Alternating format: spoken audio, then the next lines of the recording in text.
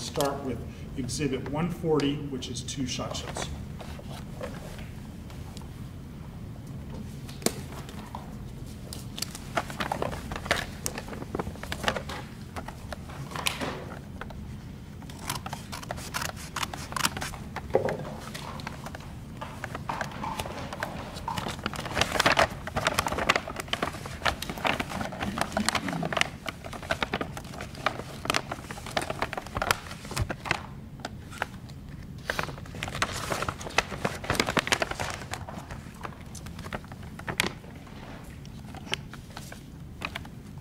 Please show the members of the jury what you collected on that day.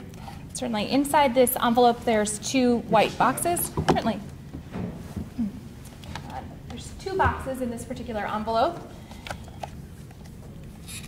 This first box is labeled as being collected from under a placard, and this is a shot shell. You can see it's a green shot shell. This is the portion that we refer to as the hull, which I mentioned earlier. And that is a spent shell case. Correct. You can see there's nothing inside.